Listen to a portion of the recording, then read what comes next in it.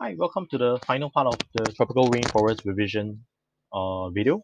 Right, we're doing part 3 today.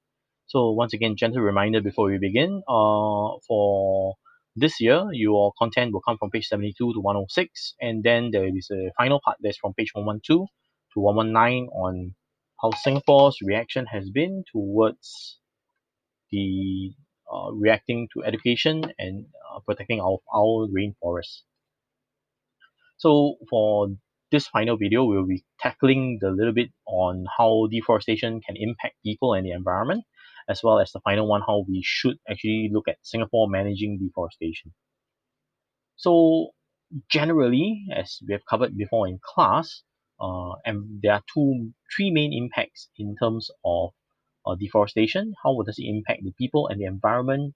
Environmentally, there's an impact, right? There's an economic point part of in the impact, and then there's a social impact as well. Okay, so from the environmental point of view, the key thing that is lost is actually the biodiversity. So when you remove the rainforest, right, and in the very beginning of the chapter, we actually talked about this.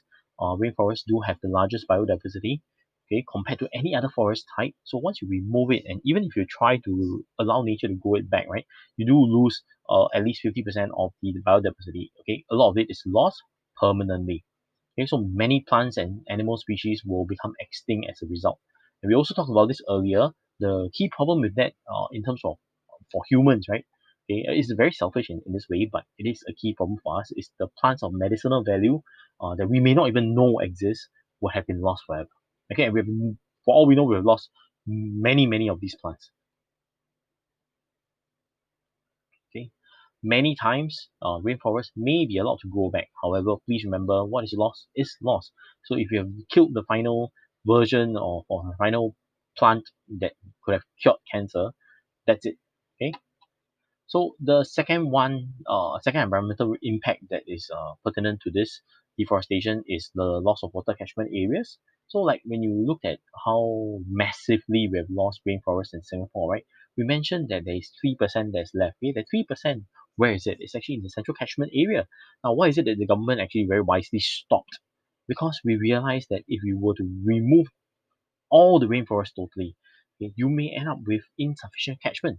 So from a larger global perspective, we were to clear up all the rainforests across all the basins. Okay, the three main areas that we talked about, the Amazon basin, the Congo basin, as well as Southeast Asia itself. We were to remove all of this, then there will be a massive water catchment problem for the world. So you have to understand this. When you do this, there is going to be impact on you as well. Okay, on the humans in the area. So when you disrupt the water cycle, you're going to have an overall drier climate. You may have less water supply. And what actually means for people like us who live in cities is when there's lesser supply, the demand is either constant or increasing, you're going to end up with rising prices. So you're going to have to pay more, right? So think back once again, or when we talked about water, the topic on water, when we look at what happens when you have an increase in water prices, okay, when you have lesser water supply due to all sorts of reasons. Okay, this is a supply issue, not a demand issue. But you have a supply issue, you have lesser water. What does that mean for you? Okay, you do need to drink water, right? But how much water can you drink? So besides the actual consumption component of water pricing, your things that you buy, your clothing, your slates, your handphone that you want to change every 2 years or a year, or every 3 years or 4 years, right? Every time you have to change a product, that product has been manufactured in a industrial setting in a factory, and that factory consumes water for cooling, if nothing else. So as a result of that, when you have a decrease in water supply, generally because you lose your rainforest, you're gonna the price of everything that you buy will increase, and that affects us economically. Okay, so environmental impact, other impacts, so erosion, flooding, sedimentation. I want to bring you back to the video that I showed you in class of the gentleman with pouring water into the three containers, right? Where there's one with uh, no vegetation at all, one with dead leaves, and then the final one with grass and the forest representing the forest being intact. Okay, what happens when you remove the rainforest? You have soil erosion, you have sediments flowing into the water itself, right? So these are environmental impacts that will happen. So always remember that even if you are talking about removing the rainforest, right, the impact is not just the forest that is lost. Okay, there are consequential impacts. Okay, it's a cycle, right, is linked. So this is important. You have to know this, right? So the infiltration, your surface runoff, your erosion. This diagram, you can find this in your textbook. Okay, right? So more images to show you what happens, okay, when you have soil that is rushed in because there's nothing protecting the soil anymore. No rainforest there to protect the soil, to hold the topsoil in place. And so whenever you have a wet season of heavy rain, monsoons, and what you end up with is all the sediments get washed into the water, all your marine life in the water may die as a result of that as well. Okay. So the other one that's very, very serious is your enhanced greenhouse effect. So I mentioned this before, greenhouse effect is good, okay, it keeps us alive, but enhanced means that you're increasing the temperature, okay, increasing the amount of carbon dioxide in the atmosphere, trapping more and more heat and heating up the surface of the earth. So this causes global warming, and all the other side effects of global warming will be experienced by whoever is left on earth. Okay, so these diagrams should look familiar to you, right? So what happens when you have global warming? Okay, when you have the enhanced greenhouse effect, temperatures will rise. Okay, temperatures will rise. And this is has been linked directly backwards to deforestation, because when you deforest, you affect the carbon cycle. On top of that, you're removing, okay, the oxygen cycling system, which is the rainforest itself for the planet. So these are very, very serious conditions. Okay. Now you look at this again, deforestation. You note that deforestation, hey, interestingly, happens within this band here, because this is where you have tropical rainforest. Okay, between the Tropic of Cancer and between the Tropic of Capricorn, right? If you're above or below this band, you will not have rainforest. If you don't have rainforest, you cannot deforest things that you don't have. Next, depletion of natural resources. So rainforests actually provide us with a lot of natural resources, timber, food, and also water. So when you are depleting this very, very quickly, okay, before it can regrow itself or you can regrow it for them, you're going to lose not only timber, you're going to lose water, you're going to lose food source as well. Now for us, the food source is not a very big issue, okay, because you are planting new materials on the land, rainforest land, but the cost of it will rise. Okay, the indigenous people are the ones who are hit the worst, because these are the people who live off the rainforest, who get their food, get their materials for clothes and for everything else directly from the rainforest. So when we deforest them, we shift them away from the rainforest area itself. I think we've talked about this repeatedly in class, because this is important. We are the ones who are causing these people to become homeless. We are the ones who are causing them to have to move into the cities itself and to experience this problem where they cannot survive in the city, they have no skills, no jobs, and then they turn to crime, turn to vice, right? And these are all caused by people who originally live in the city, who constantly demand for new things, you and I. Okay, so we force them out of their homes. This is a very big issue. Okay, palm oil production, right? Does it mean that we should not deforest totally? Now you have to understand that if we were to stop deforestation completely, the industrial world that we know of and we see will also suffer massively, because all these plantations will not be expanding anymore. But then you have more and more demands for products that they are producing, so prices of things will go up, right? So it is a cycle. We are all trying to find this happy middle point that actually doesn't exist. Um, but we'll continue to look for that middle point between how much more deforestation can take place, at what pace, how much deforested land has to be returned so that it can be reforested.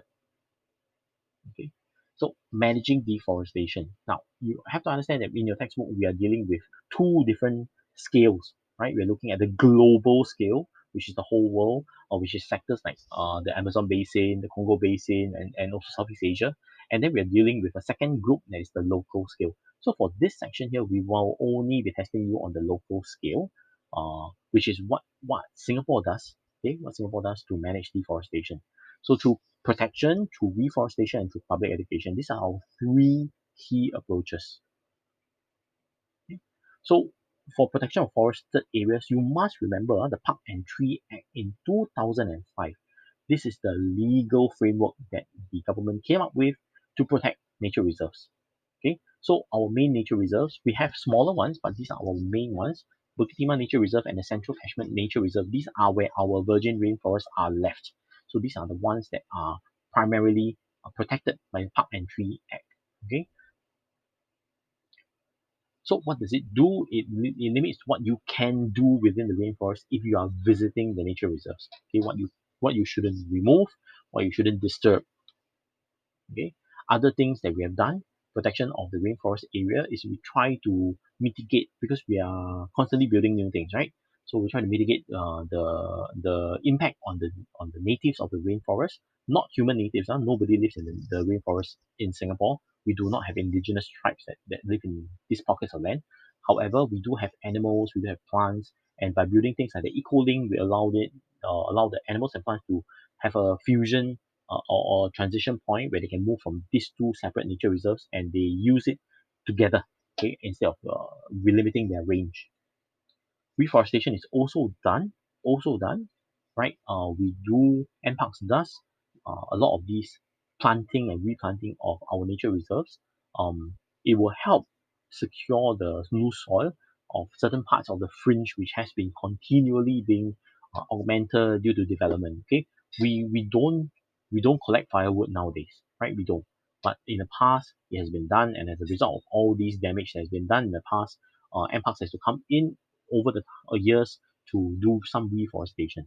The volume of this is very little. It's really very little. 17,000 saplings is nothing. Okay, you can feed 17,000 saplings within two school fields. Okay, if you were to do it with the intensity level of a rainforest. So it is actually very little. Okay. Reforestation areas that you can see, and actually we do specific reforestation to replace hardwood trees that have been taken out of some of our balanced bits of rainforest. Okay, like the Meranti plant species that has been replanted in the botanic rainforest. Okay, botanic gardens to reintroduce emergent trees within the area, because the emergent trees are the ones who have hardwood and they have all been chopped down in the past, because these are very valuable. So this is another specific form of reforestation that we have done to promote conservation of tropical rainforests in Singapore. Lastly, we look at public education. So public education, many ways. Okay, you can do roadshows, you can do public seminars, you can do what we're doing now. Okay, a module within all schools. So every child who goes through a secondary school career in Singapore, at Fact One, will learn about tropical rainforests. Will learn about the fact that we need to conserve it. We need to protect it. We need to not abuse it at the rate that we actually have been abusing all this while. So these are all certain things that we have done in Singapore to hopefully make some inroads into conservation, okay, in terms of rainforest conservation. Okay. We also provide trails and guided walks by into nature reserves by volunteers and by NPark officials. So this is another tool, because when you allow the public to really see for themselves the biodiversity of rainforest, it gives an enhanced level of awareness. It shows them that this is really worth protecting. It's not like, I'm just talking about 3,000 species. What in the world is 3,000 species? But when you see the fact that within what you can see in your naked eye in front of you, okay, you see hundreds of species just right in front of you, right? When the guide tells you that this end is different from the other end that they're seeing, right? And this end with a slightly bigger head is a different species from the other one. And then you realize that, oh my god, the whole forest teeming with ants. And then you realize that, when we remove this rainforest, this tiny patch here, we're killing all of these precious and rare flora and fauna. So public education is very important. Okay. So through these methods, right, each of them have their benefits, each of them have their limitations. Um, right, you need to go and look through the textbook, because some of the limitations and some of the benefits do not apply to the Singapore context. So you have to filter out which are the ones that are useful for Singapore, and look at some of the case examples. Where do we find our nature reserves? Where do we get our tropical rainforest to protect? Okay, what's left, right? So we'll come to the end again. A couple of gentle reminders. Job is most importantly logical. Okay, we function very much like a science subject. Logic must prevail. So if what you're trying to argue for in your answer, right, has no logic, okay, has no logic, you're not you're working for